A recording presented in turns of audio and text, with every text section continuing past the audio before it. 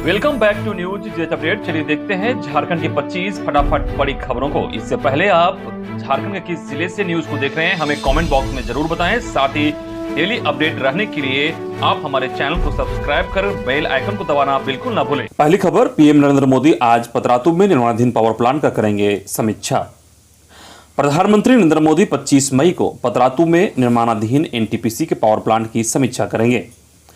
पतरातू में एनटीपीसी द्वारा 4000 मेगावाट का पावर प्लांट का निर्माण कराया जा रहा है, जिसमें कुछ दिक्कतों की भी बात आ रही है, जिसको लेकर प्रधानमंत्री दोपहर 3 बजे के बाद वीडियो कॉन्फ्रेंसिंग के माध्यम से बात करेंगे, जिसमें झारखंड के मुख्य सचिव, झारखंड के ऊर्जा सचिव, विद्युत विनियामक बोर्ड के अधिकारियों के साथ ही एनटीपीसी के अधिकारी भी शामिल होंगे। इससे पहले केंद्रीय ऊर्जा मंत्री ने मंगलवार को राज्यों में बिजली की आपूर्ति का हाल जाना। अगली खबर, हेमंत सोरेन माइनिंग लीज मामला, सुप्रीम कोर्ट ने कहा याचिका की विश्वसनीयता पर करे विचार। वहीं हाईकोर्ट में 1 जून को सुनवाई। झारखंड के मुख्यमंत्री हेमंत सोरेन माइनिंग लीज मामले में मंगलवार को सुप्रीम कोर्ट में सुनवाई हुई, जिसमें सुप्रीम कोर्ट ने झारखंड हाईकोर्ट को निर्देश दिया है कि वह पहले याचिका के विश्वसनीयता के मुद्दे पर विचार करे और फिर सीएम हेमंत सोरेन के खनन पट्टे और सेल कंपनियों से संबंधित मामले में कानून के अनुसार आगे बढ़ें। सुप्रीम कोर्ट के निर्देश के बाद झारखंड हाई कोर्ट में मामले की सुनवाई हुई। मामले की अगली सुनवाई अब 1 जून को होगी। याचिकाकर्ता शिवशंकर शर्मा के अधिवक्ता राजीव कुमार ने कहा कि बचाव पक्ष की तरफ से सिर्फ केस को टालने की कोशिश की जा रही है। उन्होंने कहा कि आंशिक सुनवाई के दौरान सॉलिसिटर जनरल तुषार मेहता ने कोर्ट को कहा कि ज्यादा वक्त देने से साक्ष्य प्रभावित होगा। अगली खबर, सोनिया हेमंत की आज दिल्ली में मुलाकात, 27 को बटेंगे राज्यसभा चुनाव के टिकट। झारखंड से राज्यसभा की 2 सीटों में से एक सत्ताधारी गठबंधन के खाते में जाना तय माना जा रहा है। कांग्रेस किसी भी हाल में इस सीट पर अपनी दावेदारी नहीं छोड़ना चाहती है और इसके लिए प्रदेश कांग्रेस अध्यक्ष राजेश ठाकुर, कांग्रेस विधायक दल के नेता आलमगीर आलम से लेकर प्रदेश प्रभारी अविनाश पांडे तक मुख्यमंत्री से वार्ता कर चुके हैं। इधर मुख्यमंत्री ने कांग्रेस नेताओं को आश्वस्त किया था कि वे पार्टी के में इस मुद्दे पर बात करके कोई निर्णय लेंगे। अब अपने प्रस्ताव के साथ मुख्यमंत्री हेमंत सोरेन सोनिया गांधी से बुधवार को मिल सकते हैं। इस बीच कांग्रेस के प्रदेश प्रभारी अविनाश पांडे ने सोनिया गांधी से मंगलवार की शाम मुलाकात कर उन्हें राज्य की अद्यतन स्थिति से अवगत कराया है और यह भी बताया है कि पिछली बार इस सीट के लिए झामुमो की मदद कांग्रेस ने की थी और इस बार कांग्रेस अपना दावा करने जा रही है।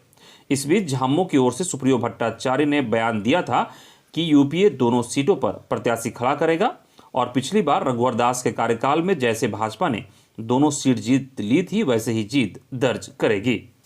अगली खबर, मोदी सरकार ने दी राहत तो छड़, गिट्टी, सीमेंट समेत लौह उत्पाद हुआ सस्ता।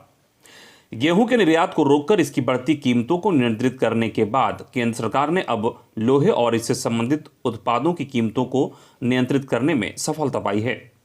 लौह उत्पादों पर एक्सपोर्ट ड्यूटी लगाकर यह सुनिश्चित कर दिया गया है कि इससे दूसरे देशों में बेचने की कोशिश कम से कम होगी। केंद्र सरकार के फैसले का झारखंड के स्टील उद्योगों पर बड़ा असर देखने को मिल रहा है।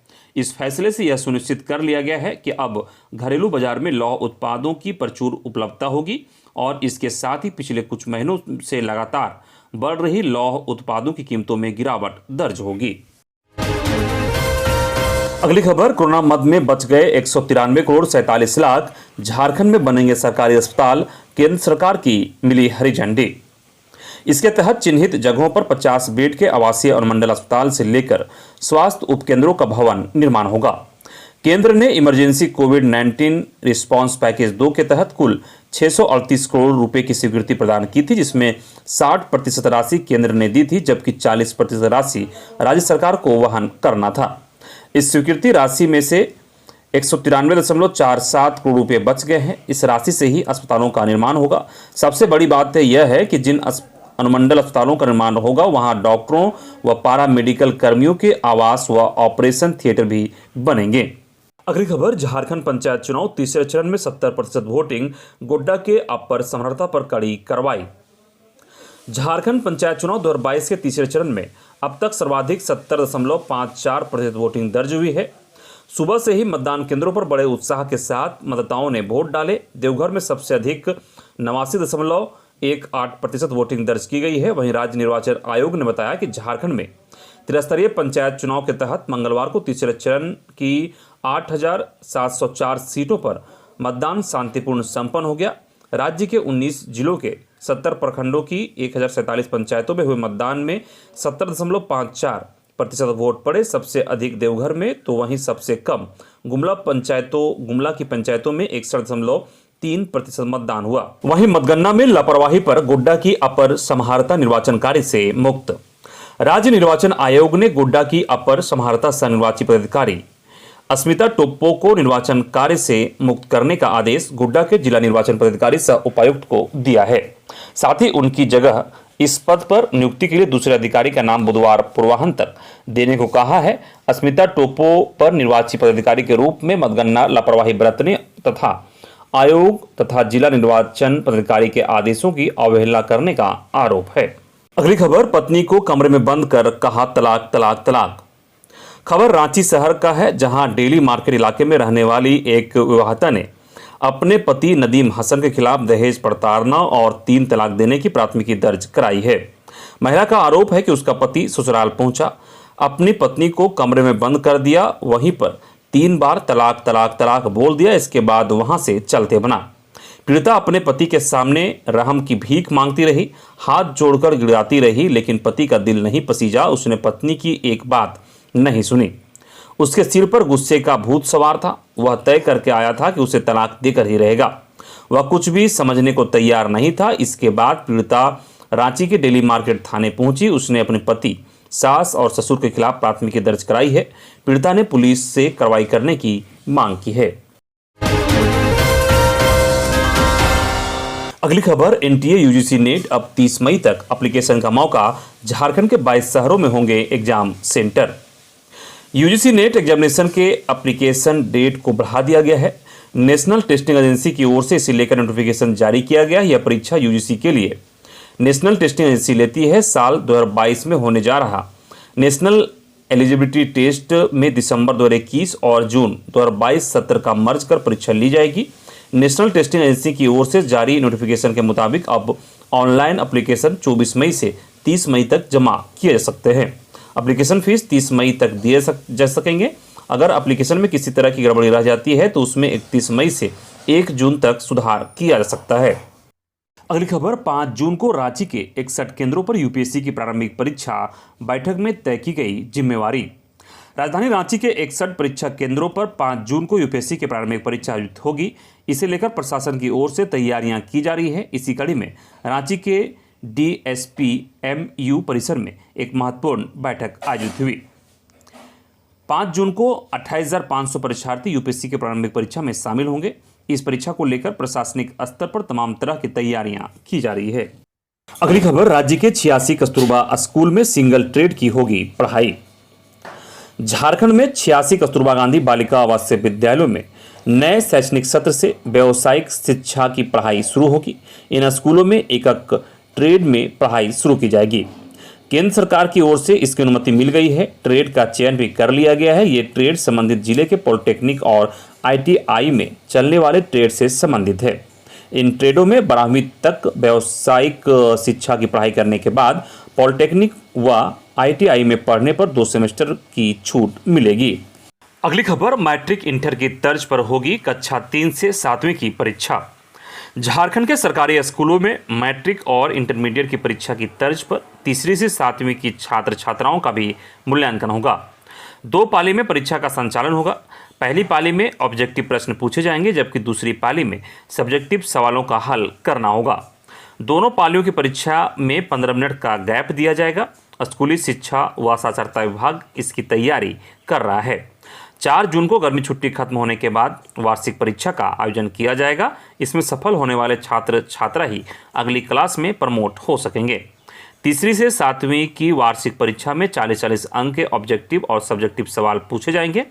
इसका जवाब देने के लिए बच्चों को 1.5 घंटे का समय मिलेगा। 20 अंक आंतरिक मूल्यांकन के लिए निर्धारित किए जाएंगे। परीक्षा की तिथि फिलहाल निर्धारित नहीं की गई है, लेकिन 7 से 15 जून के बीच ही इसका आयोजन कर लिया जाएगा। इसका परिणाम जून के अंतिम सप्ताह में आ जाएगा। अगली खबर, पुरानी पेंशन योजना बहाल करने का प्रयास हुआ तेज। मुख्यमंत्री हेमंत सोरेन के निर्देश के बाद पुरानी पेंशन स्कीम को दोबारा शुरू करने की कवायद शुरू कर दी गई है। वित्त विभाग ने राज्य में नई की जगह पुरानी पेंशन योजना बहाल करने की स्थिति में लाभ और हानि का आकलन शुरू कर दिया है। सूत्रों के अनुसार पुरानी पेंशन योजना का प्रारूप जल्द तैयार कर लिया जाएगा।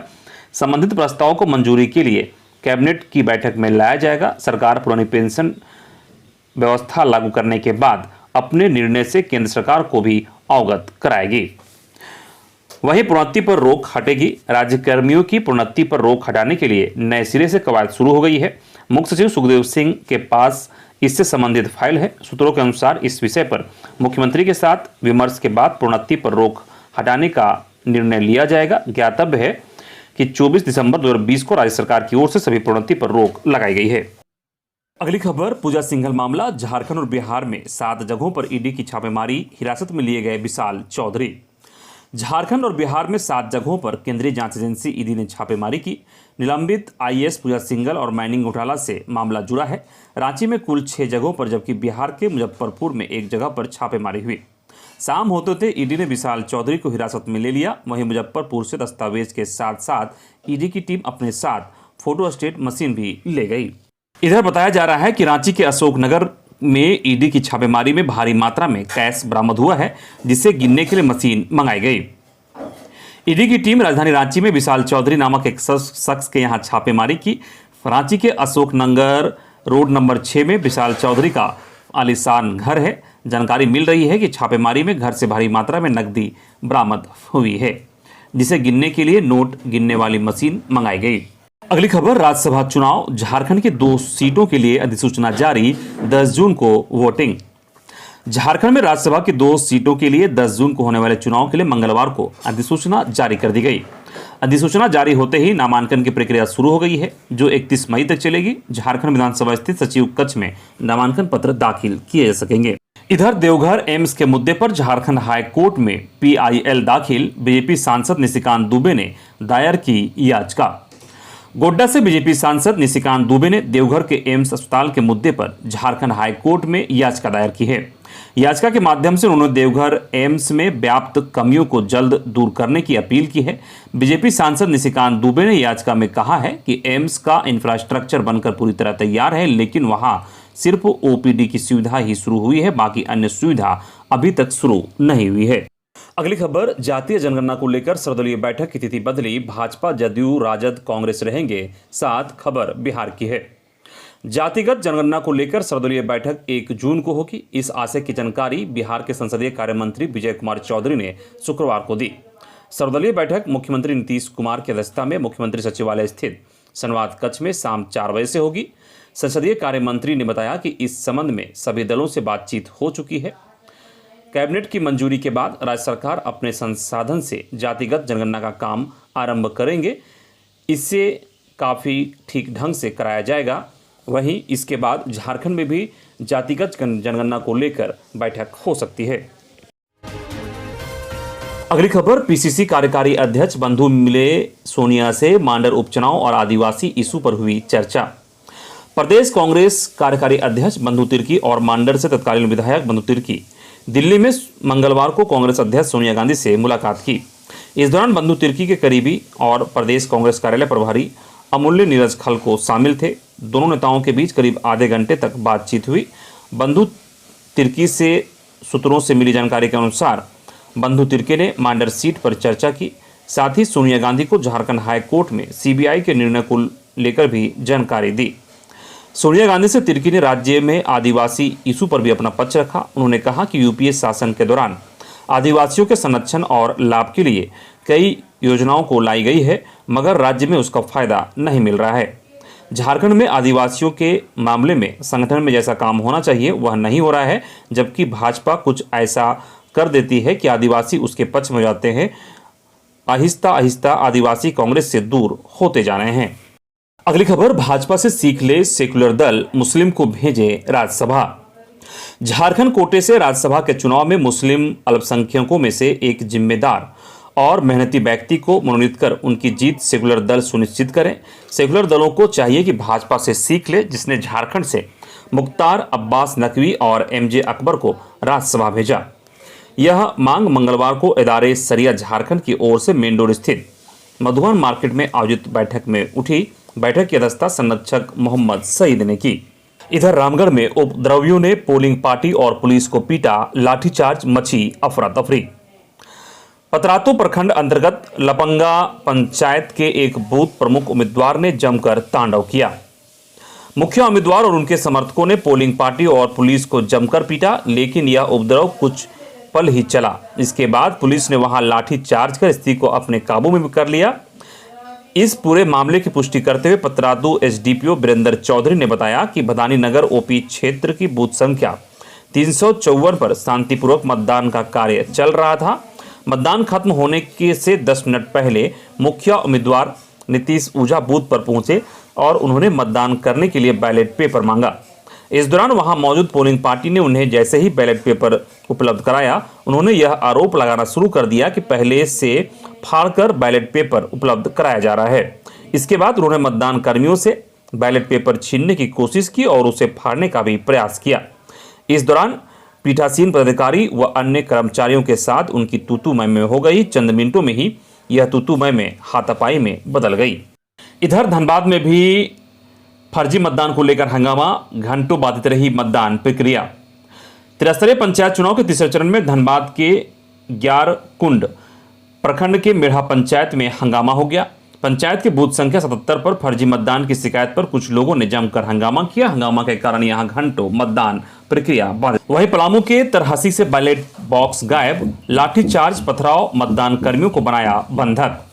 पलामू के तरहसी थाना क्षेत्र के नावाडी पंचायत के 3 बैलेट बॉक्स गायब हो गए।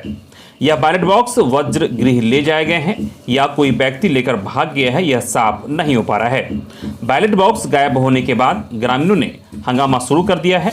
हंगामे को देखते हुए पुलिस को लाठीचार्ज करना पड़ा। इधर बैलेट बॉक्स गायब होने से गुस्साए ग्रामीणों ने पुलिस पर पथराव किया। इस पथराव में पुलिस का एक अधिकारी भी जख्मी हो गया। वहीं ग्रामीणों ने मतदान कर्मियों को बंधक बना लिया है। सैकड़ों की संख्या में ग्रामीण मतदान कर्मियों की बस को घेरे हुए थे। इधर बेबस पति की लाठी से पीटकर पत्नी ने की हत्या, दहशत ऐसी कि चीख सुनकर भी नहीं आया कोई। लोहरदगा जिले में हत्या की 2 घटनाओं से सनसनी फैल गई है। दोनों ही घटनाएं लोहरदगा जिले के कुरू थाना क्षेत्र में हुई है। जानकारी के मुताबिक कुरू थाना क्षेत्र के फुलसुरी कोठी टोली गांव में एक महिला ने अपनी पति की लाठी से पीटकर हत्या कर दी। घटना की सूचना मिलने के बाद कुरू थाना पुलिस ने मौके पर पहुंचकर शव को कब्जे में लेकर पोस्टमार्टम के लिए लोहरदगा सदर अस्पताल भेज दिया है। बताया जा रहा है कि फुलसुरी कोठी टोली निवासी अशोक सिंह के इकलौते पुत्र विक्रम सिंह की उसकी पत्नी भवानी देवी ने लाठी से मारकर हत्या कर दी। दोनों के बीच अक्सर झगड़ा होता था। भवानी अपने ससुराल में भी कम ही रहती थी। घटना के समय विक्रम जान बचाने की गुहार लगाता रहा, परंतु कोई भी उसे बचाने के लिए नहीं पहुंचा। वहीं दूसरी घटना में कुरू थाना क्षेत्र के टीको कुमटोली गांव की है, जहां एक व्यक्ति ने टांगी से मारकर एक युवक की हत्या कर दी। घटना को अंजाम देने के बाद हत्यारा फरार हो गया है, जिसकी गिरफ्तारी को लेकर पुलिस संभावित स्थानों में छापेमारी कर रही है। इधर रांची विश्वविद्यालय प्रशासनिक भवन में अखिल भारतीय विद्यार्थी परिषद का हंगामा, विद्यार्थियों ने मुख्य गेट पर जड़ा ताला। रांची यूनिवर्सिटी के प्रशासनिक भवन में मंगलवार को भी अखिल भारतीय विद्यार्थी परिषद के बैनर तले विद्यार्थियों ने जमकर हंगामा किया। दरअसल रांची विश्वविद्यालय के कुलपति कामिनी कुमार ने इन विद्यार्थियों को आश्वासन दिया था कि उनकी परेशानियों को दूर कर लिया जाएगा, लेकिन अब तक उनकी मांगों की ओर गौर नहीं किया गया है। इससे आक्रोशित होकर विद्यार्थियों ने विश्वविद्यालय के प्रशासनिक भवन के मुख्य गेट पर ताला जड़ दिया है। रांची विश्वविद्यालय में पीजी सेमेस्टर 4 की परीक्षा 7 जून से शुरू होगी और इसका विरोध शुरू हो चुका है। विद्यार्थियों ने परीक्षा तिथि बढ़ाने की मांग की है। उनका कहना है कि पीजी विभागों के सेमेस्टर 4 की मिड सेमेस्टर की परीक्षा हाल ही में खत्म हुई है और दूसरी परीक्षा को लेकर तिथि निर्धारित कर दी गई है। वहीं अखिल भारतीय विद्यार्थी परिषद के प्रदर्शन के बाद कुलपति से वार्ता हुआ, जिसमें फैसला लिया गया कि लिखित परीक्षा को फिलहाल टाल दिया गया है। पहले प्रैक्टिकल होगा, उसके बाद डिस्ट्रेशन होगा। इधर गिरिडीह के बगोदर में भी सड़क हादसा से गुस्साए ग्रामीणों ने ट्रक ड्राइवर समेत पुलिसकर्मियों के साथ मारपीट की। गिरिडीह जिला अंतर्गत बगोदर के अटका गांव में सड़क दुर्घटना से नाराज ग्रामीणों ने कंटेनर ड्राइवर की बेरहमी से पिटाई कर दी। इस दौरान बीच बचाव करने गई हजारीबाग के गुरहर थाना की पुलिस कर्मियों के साथ भी मारपीट की गई। इस मारपीट में थाना प्रभारी एएसआई समेत 5 पुलिसकर्मी घायल हो गए। घायलों का इलाज सामुदायिक स्वास्थ्य केंद्र बरकट्ठा में किया गया। वहीं इस मामले में पुलिस ने अटका गांव निवासी शत्रुघ्न प्रसाद मंडल को हिरासत में लिया। अगली खबर, रांची से नई दिल्ली जा रही गरीब रथ पर लातेहार में पथराव, एक बच्ची और उसकी मां घायल। रांची से नई दिल्ली जा रही गरीब रथ ट्रेन पर मंगलवार देर रात लातेहार के पास पथराव कर दिया गया। इस पथराव की वजह से ट्रेन के कोच नंबर G12 का शीशा टूट गया। इसमें एक 8 वर्षीय मासूम बच्ची बुरी तरह से घायल हो गई, जबकि उसकी मां को भी चोट आई है। मामले की जानकारी मिलते ही आरपीएफ की टीम मौके पर पहुंची, आगे की कार्रवाई कर रही है। घटना के कारणों का पता नहीं चल सका है। वारदात लातेहार और बरवाडी रेलवे स्टेशन के बीच की बताई जा रही है। घटना से यात्रियों में आक्रोश देखा जा रहा है। अगली खबर, एनडीए और सीडीएस के लिए 7 जून तक करें आवेदन। यूपीएससी ने नेशनल डिफेंस एकेडमी एनडीए और नेवल एकेडमी एनए प्रवेश परीक्षा के लिए आवेदन की प्रक्रिया शुरू कर दी है। इच्छुक विद्यार्थी महिला और पुरुष 7 जून शाम 6 बजे तक ऑनलाइन फॉर्म भर सकेंगे। आवेदन शुल्क के तौर पर विद्यार्थियों को 100 रुपये चुकाने होंगे। आर्मी विंग के लिए 12वीं में अध्ययनरत विद्यार्थी व पास आउट विद्यार्थी शामिल हो सकेंगे। वहीं एयरफोर्स और नौसेना के लिए विद्यार्थियों के 12वीं कक्षा के विषय में फिजिक्स, केमिस्ट्री और मैथ्स होना अनिवार्य है।